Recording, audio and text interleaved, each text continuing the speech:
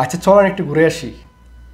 এই কাকু মারানি ফোলা কয় কি? প্রবাসী এটা বাধ্যতামূলক করা যে প্রত্যেক প্রবাসীকে যারা বাংলাদেশি পাসপোর্ট ইউজ করবেন অথবা বাংলাদেশের নো ভিসা স্ট্যাটাস নেবেন তাদের প্রত্যেককেই এই পাসপোর্টের মেয়াদকালে প্রতি বছর একটি নির্দিষ্ট পরিমাণ টাকা বৈধ চ্যানেলে বাংলাদেশে প্রেরণ করতে হবে।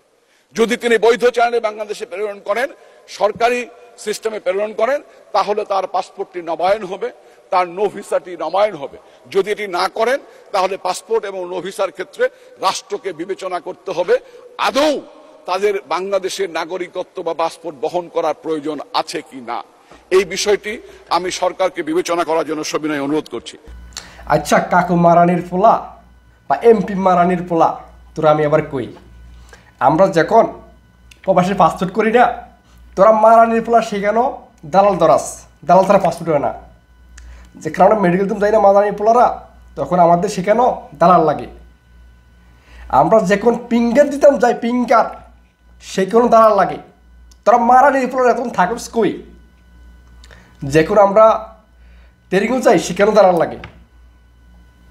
দালাল ছাড়া বাংলাদেশে আছে কি খান কি মাগের পোলারা? তোরা আবার বলস কি বৈধ পথে টাকা না পাঠাইলে নাগরিকতা বাদ দিবি, তাদের বিরুদ্ধে ব্যবস্থা নিবি, পাঁচশো ডবল হবে না। আমার টাকা যে আমি বিদেশে সরছি, আমি কি টাকা কি বৈধ পথে পাঠামু না অবৈধ পথে পাঠামু, না টাকা আমি গুলে শরবত খামু, এটা আমার ব্যক্তিগত বিষয়।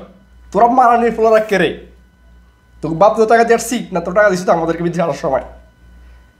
মারানির পোলারা তো করে আসছে না, আইকালা পাল তোর পিস দিয়া মারানির পোলা থাকছে স্মৃতি বইবে। আজ পয়সা যারা কাজ করে একদিন কাজ করে দেখ, তারা সংসদে আইন পাস করস, এই করবি সেই করবি, তো করে জুতা খুললা গলা দিয়ে আটানো উচিত।